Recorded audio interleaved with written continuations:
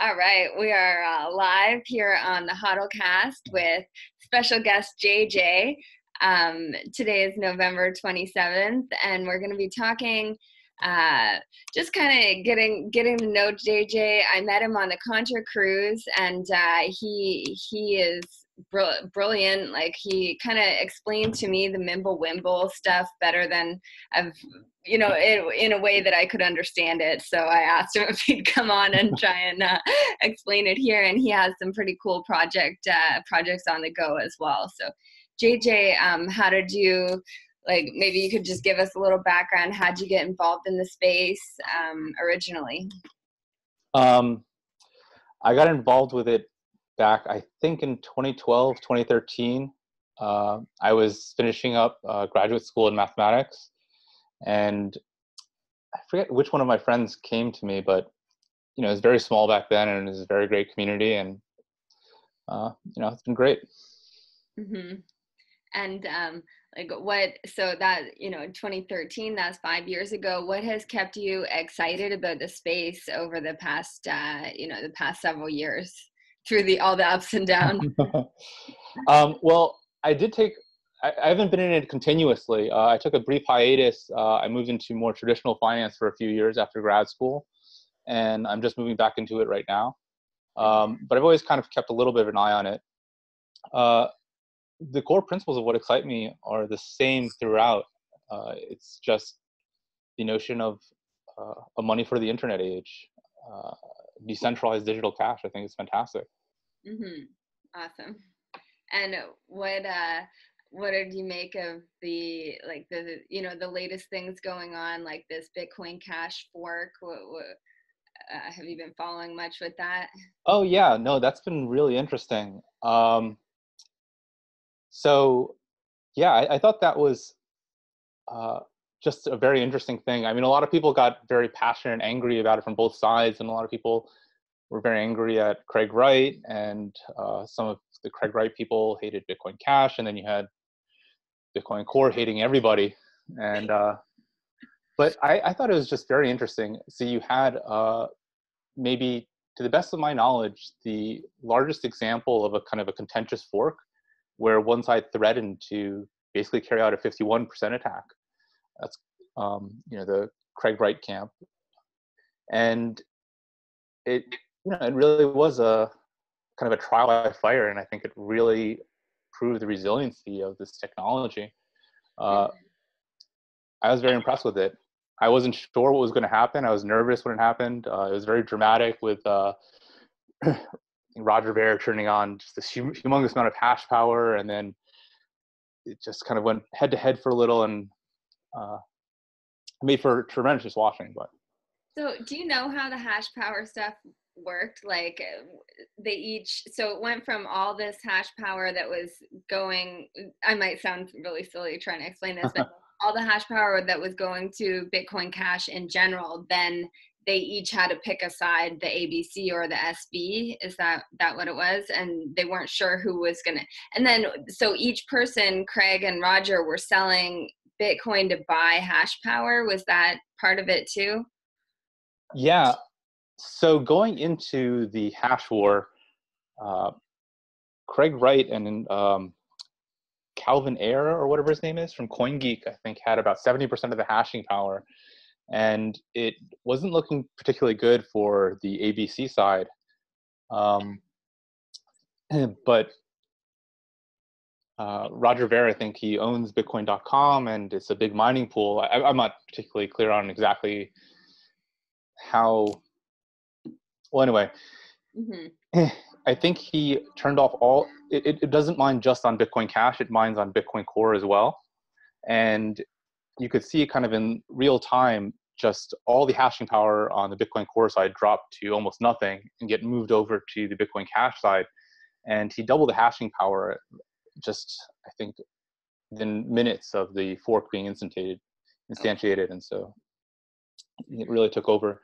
I don't know if they were funding it by selling Bitcoin directly. They probably were to an extent, but they were definitely taking a big financial loss, because whenever you do mining, you have to think about how much electricity does this cost me versus how much is the value of the coins I'm getting.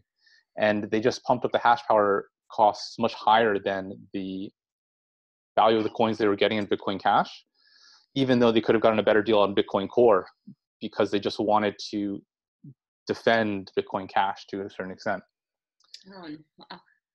I'm not sure actually how necessary the tremendous hashing power was, because they put in a, they actually did pull a hard fork off. And so technically there wasn't really a hash war in the sense that maybe was originally thought to come.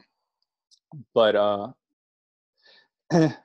yeah, it happened, and maybe it's just like a show of force. It's kind of how I read what Roger and Jihan were doing, was just kind of like a show of force to kind of demonstrate to Craig Wright and the others not to attack Bitcoin Cash in the future. But technically, it was not 100% necessary, from what I can tell, for them to really marshal all that hash power. Mm-hmm. And now, has it kind of settled out now? Like, are they back to mining on Core? Or because I heard somewhere this morning that it's like around $7,000 Bitcoin price to break even for mining on Core right now, which I was like, oh, that's even that is going to make it hard for miners to do it at today's prices with the sudden drop we've seen. Yeah, that's an interesting point. Have you seen any of these photos on Twitter of these Chinese miners just dumping all their stuff on the street and trying to get rid of it? Yeah, but someone told me that those were actually, there was a big flood in China a little Oh, is bit that what it is? ago, and the photos are really old photos from all these flooded out miners. So I was hoping that that's really what happened, and that people are just giving up on mining in general. But there's probably, like, if the financial incentive to mine isn't there anymore, why would you keep mining? Well, if you have the belief that it's going to be worth a lot more in the long run. But Yeah, it seems strange. I mean, I don't quite understand why, you hear these miners continue to say, like, yeah, I'm going to keep mining for the strength of the network. I don't understand. If you're a miner, I would just cut off your mining as soon as it was not profitable. mm-hmm. I don't really understand why people feel so committed to mining. It just seems like it should be a profit and loss type of issue. Yeah, that would be the logical approach. But I feel like Bitcoin has become more of like a religious aspect for a lot of people. Like, it's become very tribal, or Yeah. People believe to their core in certain things. That's kind of, I think, what keeps a lot of us into it too. Is it's just so entertaining, and Yeah, everyone's absolutely. so passionate about it. Mm-hmm. Yeah, mining also, it's always been strange, I think, from just the very beginning when I started looking into it.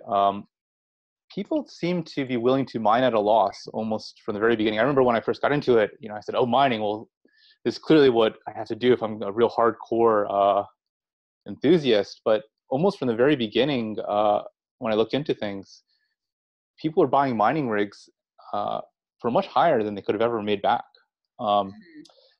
And so it's always been confusing to me exactly what motivates people to do it, because it's not obvious they're making money off of it unless they're one of these big Chinese mining companies. Mm-hmm. Yeah, I can't really speak too much to it because I've never mind, but I'm glad there's people out there doing it. Yeah.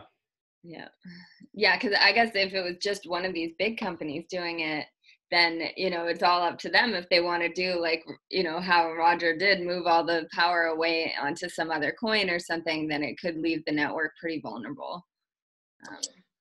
Yeah, like big drops in hash power. The decentralization question with mining is not something I can really give a kind of quick answer to. It's definitely complicated. You do have these strange, I don't know, it's not even, I'm not even sure you want to call it decentralized anymore with all these big cloud mining things, but it's definitely federated to a large extent. Mm-hmm. And I think another thing that's important too is just that you kind of wonder, like, what is it like? Because in theory we have decentralization, but you kind of wonder in practice, like, what is the level of decentralization that something actually needs in order to sustain itself? And so if it's completely centralized, it becomes very rigid and difficult. And kind of susceptible to rule change. But you wonder, like, even with like these large mining pools fighting with each other and taking up a huge amount of it, it still might be sufficiently fluid that an irrational actor or irrational actor would quickly lose ground to the more rational miners. But I'm probably getting way too technical or confusing. No, it's interesting stuff. And then, have you been following Tether at all recently? I have not. I've been hearing a little bit about it. I've watched the price. It hasn't really. It's been kind of hovering under $1 for a while now. Yeah. I had a podcast with a lady yesterday, Kara Haas, or she's a friend of mine, and she's been really watching the block explorer of the wallets, moving it around from the exchanges, and it was interesting. I was just curious to see if you had any take on it. We got kind of it was like my most watched video yet, but there's a lot of people that disagree with whether Tether, like she's an auditor, and she's, I guess, questioning whether they have the money to back the Tether 1-to-1, and they didn't get a full audit. They got one law firm to, if I understood everything correctly, they got one law firm that said they had the money, and that was on a fixed date and time. So it's not known whether they've had all the money all along, or if they actually have the money in Bitcoin, which is, I think, more where she was leaning. And then it brought out a big debate, so it was interesting. But then that would be extraordinarily irresponsible of them. Yeah, exactly. Wow. It's if they don't have the money there, it's a big deal, and a lot of people are starting to criticize or question it. But they've had trouble keeping banks. Like, they were using one bank and in Taiwan, and that bank was also using Wells Fargo, and Wells Fargo's cut off their role with it, and then they say that they can't get auditing firms to perform the audit because no one wants to put their name on it either. And then they were using Noble Bank, and now they're using some other bank that's been involved in some scandals, I guess, in the past. Anyway, it's hard as a crypto company. Like, now they're competing against some of the Goldman Sachs coins, and so maybe they don't have the same all these other, like the banks that are putting their own stable coins out. That was the argument on the other side of it, was that they're putting all these questions to Tether and making people doubt them to really promote their own coin. And they can get an audit because they have these sophisticated banking players behind them. It was interesting.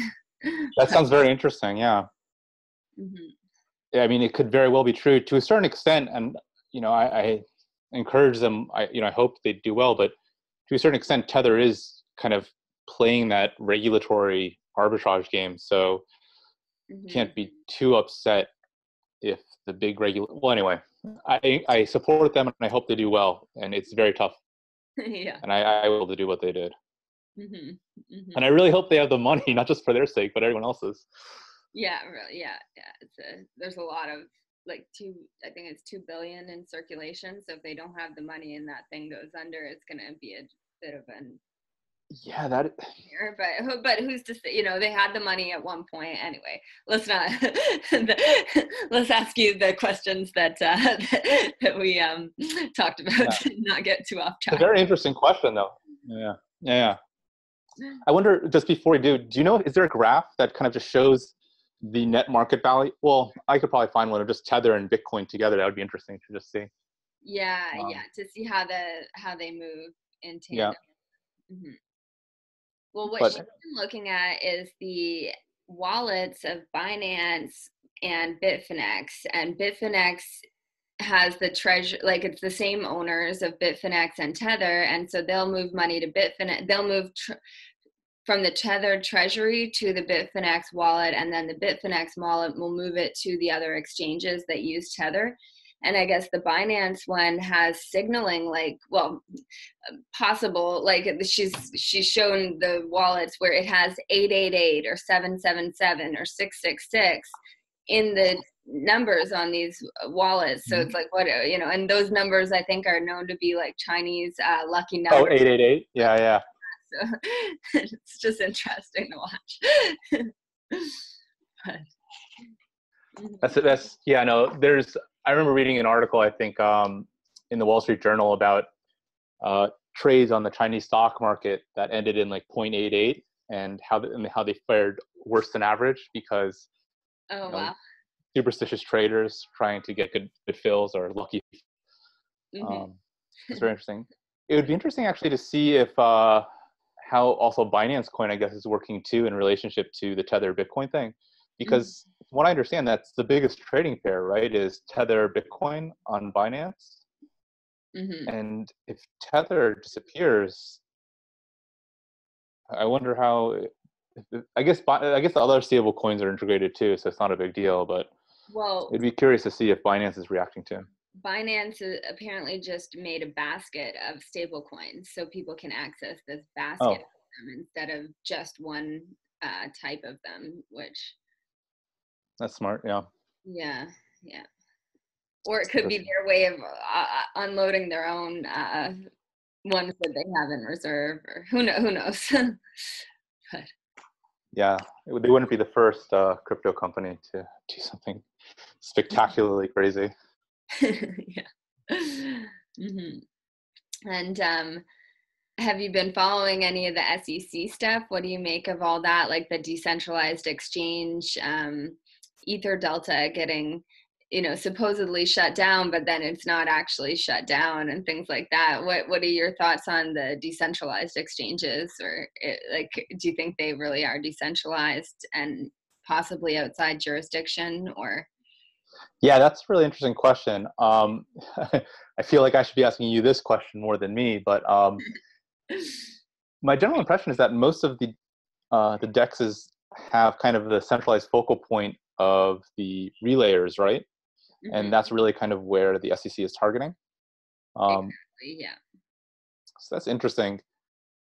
I, I'm excited for it, and I'm kind of curious to see how it pans out. But I don't have a strong opinion whether or not it'll succeed or not. I think it's legitimate, and I think it's moral, and Hmm. I'm rooting for them from the bleachers. Yeah, yeah. Yeah, I think it's just a matter of, the question is that all these ones that are they decentralized, or is there a central actor behind them? And in most cases, how does something get going without a central actor? Bitcoin wouldn't have been able to start without a central actor, although he remained anonymous. So I guess Yeah. that's what it kind of comes down to. Yeah, there's a lot of slippery slope stuff, I guess, when it comes to like drawing the line between what is a security and what is a coin, I guess. Exactly. Yeah. I think It would we're. be interesting. Go Oh, ahead. Oh, I was just gonna say it's kind of like we're in a growing pain phase right now. Yeah. Mhm. You'd wonder if maybe, just I've always wondered with regarding the decentralized exchanges, the main focal point is the relayers, which makes perfect sense because, hosting an order book is ridiculous. But why don't they just do like a daily auction on a single price? Because that would be much easier to fully decentralize. But How would that work? um, well, I don't know. Like I don't know.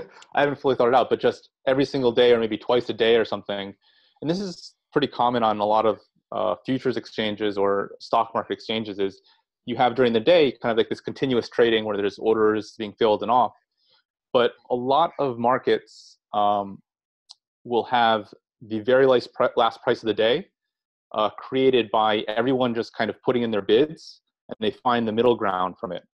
So, for Ah, example, yeah, like the Nikkei, like the Japanese stock market, it trades continuously at the very last price. There's a single price, I think 10 minutes after the close, and that's kind of what's considered the daily closing price. And also you can see, well, there's a lot of other markets that do similar things to it. But I think we're so used to kind of like this continuous trading that we don't think that there's another way. But if you're really interested in speed, a decentralized marketplace is never really going to compete with a centralized marketplace. Like centralized marketplaces offer tremendous value, even if we don't like certain other things that come with it. There's definitely good things that they offer. So if you really just need a secure exchange that's fully decentralized, you might say, look, I'm not even going to try to compete on the speed and order book flow, and maybe just go for a single one-off. Yeah, I've But never heard anyone say that. I think yeah, that sounds like a really interesting idea. there's probably obvious problems with it, but it would be interesting. Yeah, yeah. Um, and like, so where do you see the future of our market going, or is it? Do you dare give a prediction? Not on price, just like of mass adoption, or if you want to comment on price, or what do you think? Like 10 years out, the world's going to look like for crypto? Oh, I think I'm incredibly optimistic. I'm impressed at I think it's done so much better than I thought it would honestly do. When I got started, it's grown much faster than I expected. It's just such a sea change. I think I think it's unstoppable. I think it's fantastic. Yeah. Um, 10 years from now, I don't know. It's hard to imagine, but I think I don't see how they're going to get rid of it. Hmm. I think that I guess the one thing I would say about the future direction is I think that in kind of the more developed countries like the US or something, it's not going to compete against the US dollar for a long time. Um, and the US dollar, to a certain extent, is good at what it does and it's great. I think that its major source of expansion over the next big stage is going to be in countries like Venezuela or these other places where the value proposition is much more dramatic and much simpler.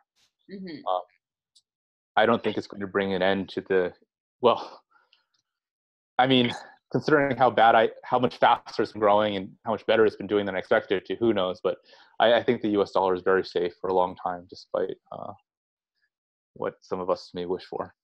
Yeah. Yeah. And it seems I was actually watching Naomi Brockwell's video today at Consensus, and it looked like there was Uh, a lot of talk around the institutional investors getting into the market. That was kind of the yeah. main focal point today. So that might be like America's play on it. Oh, great, give the institutional investors another asset class. But Yeah. the more people involved, like that are, if they're buying Bitcoin, it's going to be a nice upward pressure on price. But then the rest of Oh the yeah. use it for its intended benefit of allowing people to transfer money who don't have a bank, or or then also like America can still use it for some of the privacy features that are looking like they're coming down the pipeline. Absolutely. I think it's easy to get negative on kind of like these large financial institutions because we're still living in that long shadow of the Great Recession and these outrageous financial bailouts. But we shouldn't forget that investment and holding large amounts of currency as an investment vehicle provide a tremendous value to the rest of the market participants, not just the holder. I mean, if you are using it for buying and selling goods in Venezuela, it's very useful to have traders or other people who keep the flow steady for you. Mm-hmm. um, I I think it's very positive. I don't think anybody should feel bad about investing in Bitcoin, or that it's somehow a lesser value if they're just buying it to hold and speculate in than somebody who's buying goods with it. Mm-hmm. Yeah. I guess that comes down to the fundamental, debate that we've seen over the last year. Is it a store of value, or is it a means of payment? And I think it's both. And Yeah, yeah, mm-hmm. yeah. I And, think, oh, yeah. I mean, it can be many things to many people, and I don't think that we should fall into the trap of thinking it has to be all things to you. You can just take a small slice that interests you and let somebody else handle the other parts. exactly. Yeah. Mm-hmm. Oh, I like that. It's a nice, nice thought process on it. And so, yeah, on the ContraCruise, we did get discussing some of the privacy features with MimbleWimble, and you explained to me what Grin and Beam were. Uh, do you mind recounting that conversation a little bit and go over Oh what? yeah, yeah. These are I'm by no means I'm by no means an expert on this. I'm just very excited by it. Um, I've always viewed the if you came to me and asked me what are the major problems with Bitcoin, from the very beginning, I would have said and many other people. So I think this is one of the first criticisms waged against Bitcoin, is that its anonymity is weak. It's pseudo-anonymous. And so it has very big issues with its anonymity. It basically boils down to, you don't have to do KYC, but after that, your address is very public. Mm-hmm. So privacy is a major issue. And the other major issue, which at first I didn't really regard, but I'm really starting to understand much better, is the scaling issue, which is common with all technologies. How do you scale it to be a worldwide payment system? And those, I think, are the two biggest problems. I think smart contracts and this other stuff that really kind of dominates a lot of the other talk is really cool and fantastic. But I just don't see that as pressing of an issue as privacy and scalability. And so while all these other coins are great, like Ethereum is fantastic, it kind of leaves, I think, the most important problems. It's probably not what I would consider to be the most important problems for me. And that's kind of where, MimbleWimble comes in. It seeks to, so it basically establishes very strong anonymity and a scalable future for Bitcoin. How does it create that anonymity? Right. So let's see if I can do as good of a job as I did on the cruise. So give me a second to collect my thoughts on this. How do I start this? What is we can? This isn't live, right? It's not live, but I don't know how to edit the videos. So. Oh no. Was it you that told me it's like a, the transactions go into, like, if you think of it like a gun chamber, that they go in there and you can spin the chamber and then each transaction comes out on the other side and no one knows who put which one in. That was kind of. Yeah, you're doing a much better job at this than I am. So, okay, from what I understand of it is, you had, I think, a couple privacy mechanisms pioneered by Gregory Maxwell of Bitcoin fame, famously the CoinJoin mechanism, and also the private sends, which I think are also implemented in various other places. And the CoinJoin mechanism is essentially a way of mixing together a bunch of inputs and mixing together a bunch of outputs. And so if somebody were to examine the transaction, they can't tell which of your inputs went to which of the outputs. And so it's like a very efficient mixing mechanism. And so this is very smart and works fantastic, except it only works for, you have to get together with a bunch of people to kind of do this coin join. So MimbleWimble had the idea of generalizing these ideas to essentially do a coin join on the entire block. So every single transaction inside of the block is, you can't identify which outputs it's connected to. All you can look at is that there's a huge amount of inputs and a huge amount of outputs, and they all sum up to 0. How do they make it all sum to 0? Oh, I guess just because it's the input. Sorry, that was a dumb question. No, that's actually a really good question. So it's not actually, so I kind of swept by this, but the other major aspect of privacy that they really focus on is they disguise the amounts that are sent. So not only can you not tell from who it's sent, or from not only can you not connect the inputs to the outputs, you also can't connect how much was sent. So it actually is a somewhat difficult problem. And I think in other places, this is oftentimes solved by what they refer to as range proofs, I think. I don't know if it's the same technique that's used in MimbleWimble, but it is somewhat, there's not like an obvious way to do it. It's a little bit technical. Mm-hmm. And in order to do it, actually, if you look into it, it's kind of, I guess, one of the weaknesses I might bring up with MimbleWimble is you kind of have to have I don't know if the term is a synchronous transaction. like with Bitcoin, you don't have to be online ever. You can just kind of post your private key. You can go into a bunker, come back after a nuclear winter, and suddenly you have a ton of money. Mm-hmm. MimbleWimble kind of has, I guess, this key weakness, which is, I don't know if it's a huge weakness, but I think it's definitely not as good as Bitcoin in the sense that in order to kind of confirm the amounts, as you were asking, you have to, the sender has to talk to the receiver, and the receiver has to sign the certificate and send it back to the sender, who then submits the entire transaction. So it's like a ping pong machine. Okay.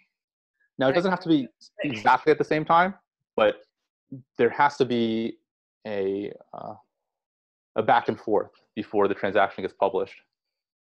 Mm-hmm. But we'll see. Like, so that would be anyone that would like use transactions in that block. Say there were 100 people, then it would cap it at 100. It would, each transaction would go ping pong back and forth. The balance would be equal to 0 because every transaction has 2 entries like on either side of it. And then it just masks basically how much each person did the transaction and how much who it was and how much it was. Then all those transactions come out of that block and go to where they're supposed to go. Or because then wouldn't it be exposed on the other side of like who's receiving the MimbleWimble transaction? Would each party that's doing the transaction, I guess, would both be involved in the same network? I don't know if that makes sense. I think I get roughly what you're talking about. They do have to kind of be on the same network and talking to each other. Like MimbleWimble, it's a protocol or it's a coin itself that they each would have the MimbleWimble wallet to send it back and forth. That's a great point. Yeah, MimbleWimble is just a protocol. So I'm kind of speaking more generally. So MimbleWimble has been implemented as a coin by kind of 2 teams in particular, which is, first by the Grin team, and then also there's another version with the Beam team. But whatever I guess you could call it the mempool, if you want to talk about it. Like, I don't know the exact term, but yeah, like they all have to kind of be talking to each other, which is actually another weak point as well, which is technically, you could also, maybe getting too deep into the woods here, but another thing that they do to ensure privacy is something called the, I think it's referred to as dandelion something, maybe dandelion routing. Do you know what it is? I've heard of it. Dan Anderson explained it to me on a podcast a little while ago too, and he did a great job. But I still don't. I just picture it as blowing a dandelion and it goes everywhere. Yeah, that seems about right. I think it's primarily just to obfuscate the source of where something comes from. And so normally, if you throw, like if you're looking at a pond, right, and you can see kind of, and somebody's trying to hide from you, you can kind of see where they are by the concentric circles that come out from where they last broke the water, right? And so it's kind of, if you're always watching the network, it's easy to identify people just based upon the rings that they leave. Mm-hmm. Now, you can't do anything about that in a lake, but what you might want to do is maybe when you first break the water, it kind of skips along the surface and creates the ripples, a little bit adjacent to you, kind of like the outpouring of a dandelion.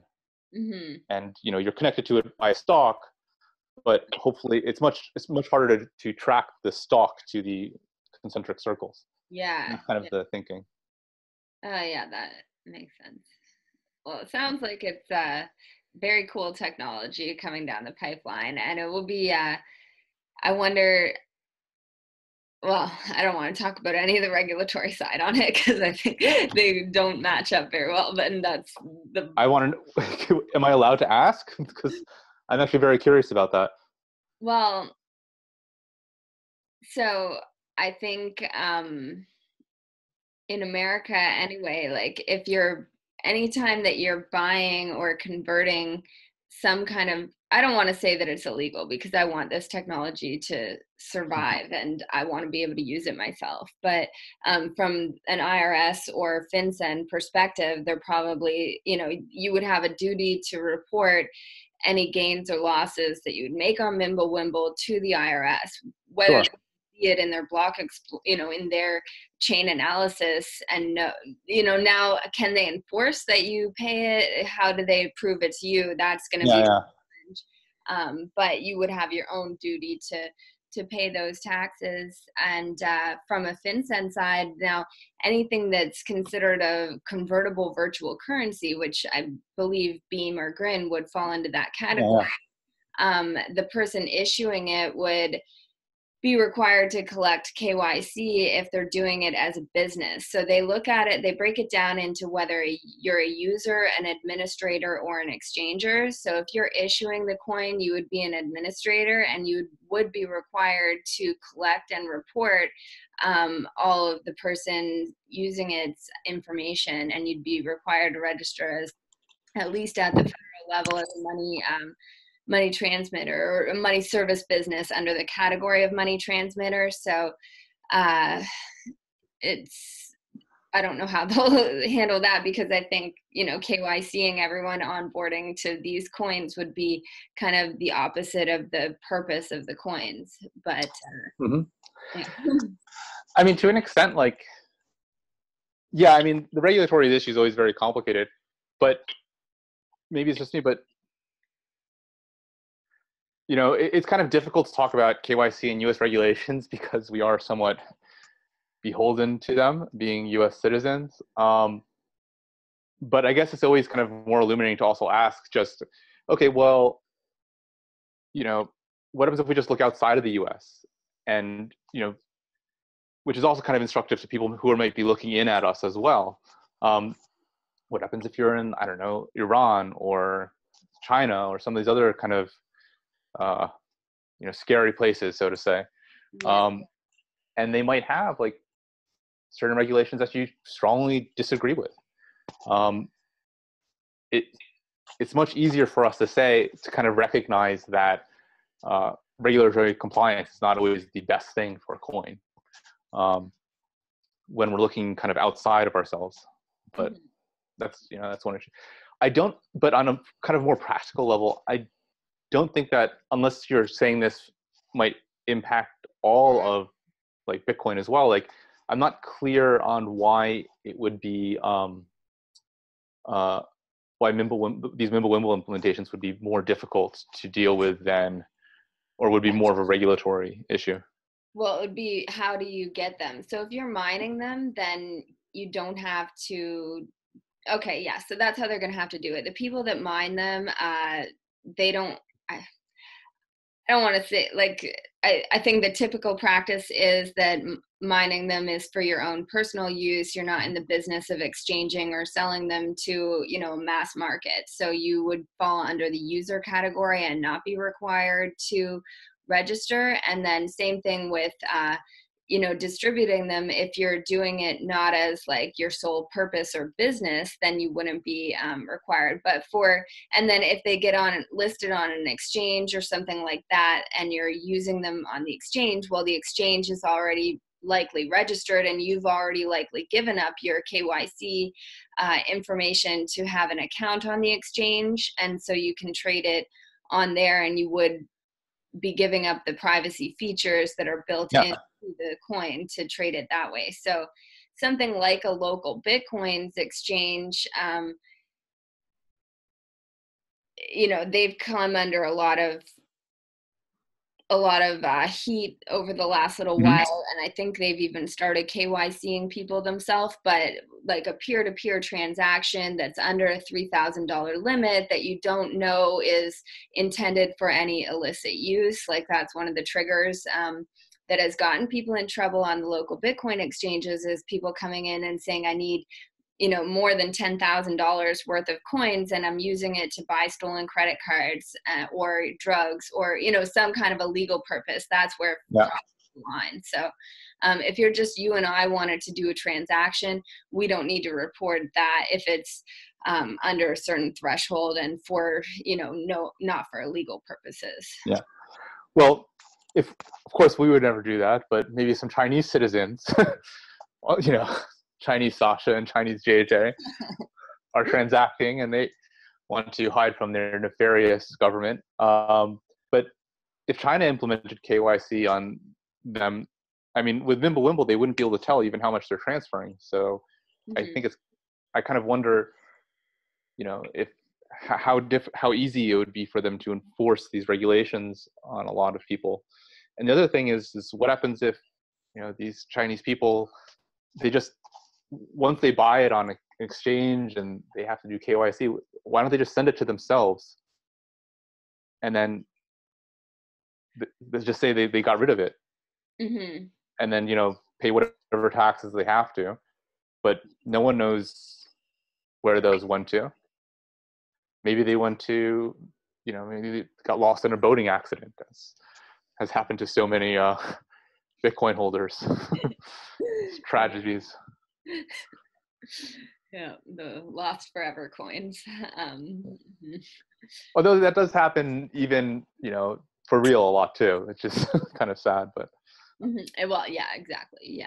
Yeah. And I think that's what's so exciting to a lot of people about the technology is the well, is some of these privacy features that are there. It was a new concept that didn't exist in our 10 years ago, and so now as people keep that's what's got people excited in the community, and that's what people are building more and more on. And if the government wants to regulate it, they're going to have to invest in their own learning and come up. I used to work at the bank, and my old bank manager used to say, like, the technology that was used to, people were always like putting cameras or something where anytime someone would use a certain gas station, their card would get copied and then they'd take money out of the card. And she would say, as much money as the bank spends on doing this, it's just a cost of doing business, because the people doing that are always several steps ahead. And I think it's the same kind of idea here, where the technology is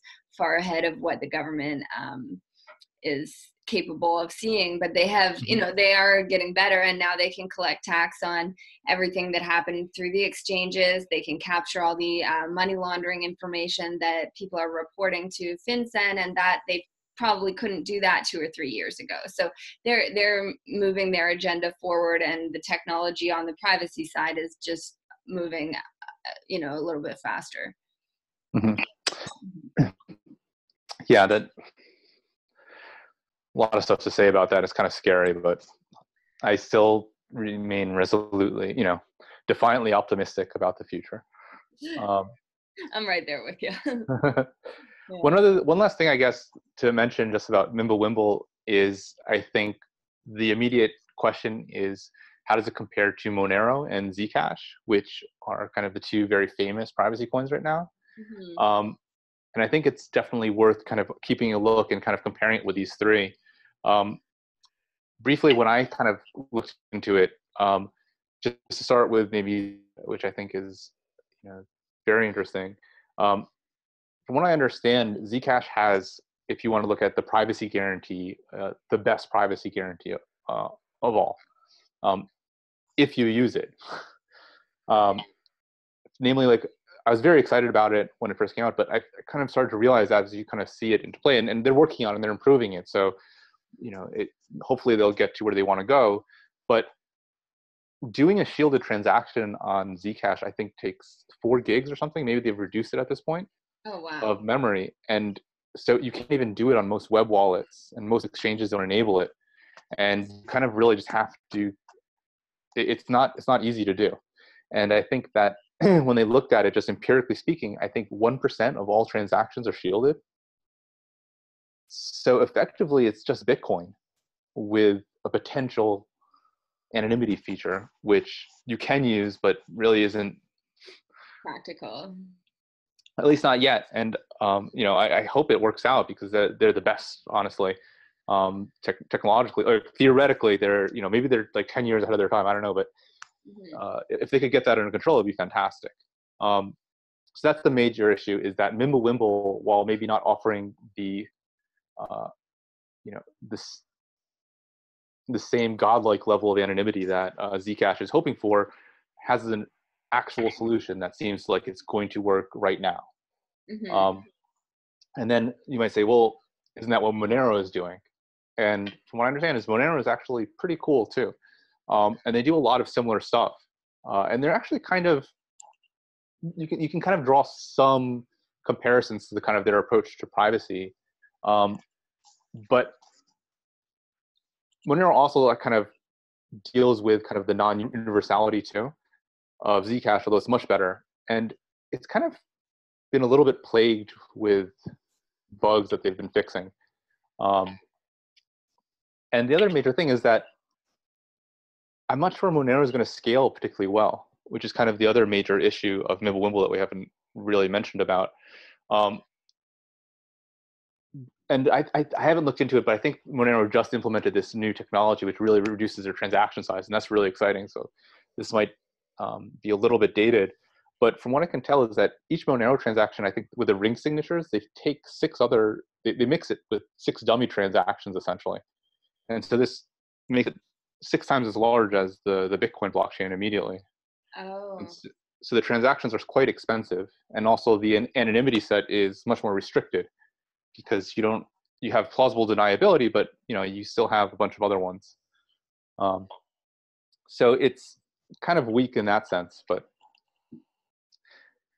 it's questionable whether or not they're going to scale. From what I can tell about MimbleWimble is, and this is the other thing that we kind of got lost in the forest about, is their famous, like, this cut through thing, the cut through aspect of MimbleWimble, which is essentially because they are able to kind of construct these blocks without attaching the inputs to the outputs at all. Um, it's kind of hard to talk about this in too much technical detail, but in theory, all you need to do is keep track of the most recent holder of a coin. What Bitcoin does is it keeps track of the entire history of a coin, and it leads to these very expensive, kind of checks of the coin.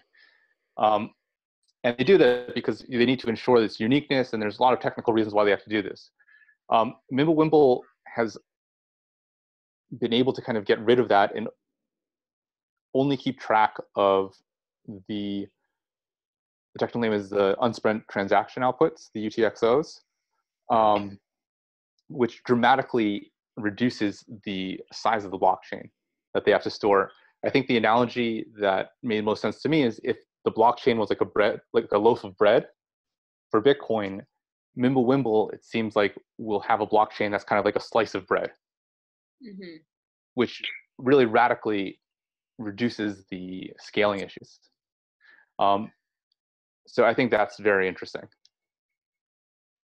Yeah, yeah. It's I'm, I can conceptualize a loaf versus slice of bread, but the rest of it over my head. But it's good. I don't need to know exactly, or no one needs to know exactly how it works. Just that it works, and it's privacy, and it's smaller transaction sizes than any of the other current privacy coins, and Yeah, better, like, you don't have 6 dummy transactions with it. They're mixing the whole thing of real transactions together. yeah, per block, everything in the block. Yeah, yeah. Okay, nice.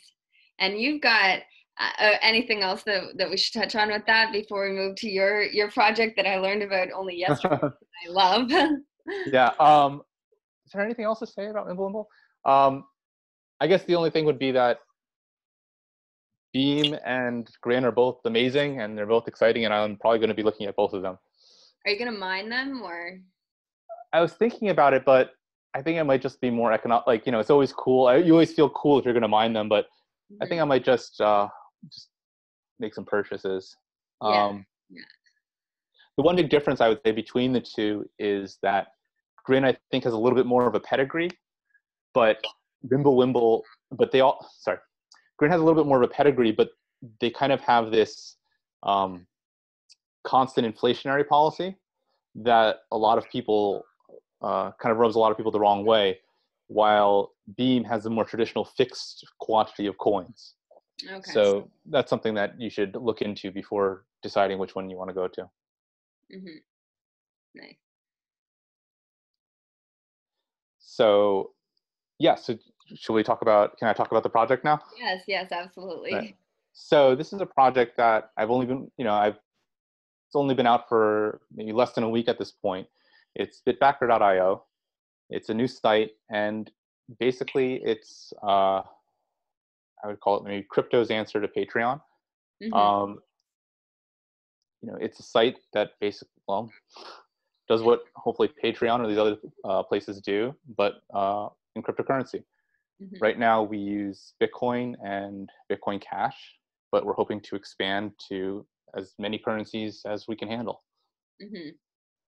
We also have a kind of a super chat-like feature, which we refer to as power chat, so we don't get sued, which allows you to send crypto-based power chats to your live stream, YouTube live streamers, which we also hope will help. And it's all done, and this is kind of, we only take 1% transaction fees. So it's not just, we want to support it's not just crypto based, like, oh yeah, let's, screw the establishment, let's just use a crypto version. We're actually hoping to provide real value for the users by really reducing the fees to only 1%, versus Patreon takes 10%, and Google Super Chat takes 30%.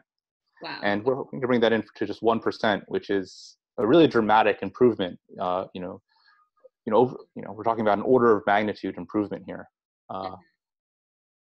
And we're able to do that essentially because the idea is to kind of leverage what is unique about crypto and a little bit different from fiat. And roughly what I do is we never hold any of the coins on our own, and we do all of the transactions and everything client side in the browser. And because of that, we don't ever touch our coins, and we don't have to deal with any of the regulatory compliance, because, well, we're not a money transmitter. When I looked a little bit into Patreon, for example, I found out that half of their fee actually is outsourced to a registered money transmitter. And so you can roughly say like 5% of your money just goes to regulatory compliance. But we're hoping to cut that through and further. The other nice thing is, because it's all client side, you can't get, not only does it protect you from kind of the painful fees of regulatory compliance and other things, it also protects you from, if we get hacked or, some horrible thing. You're not going to lose your money because we hold none of it ever.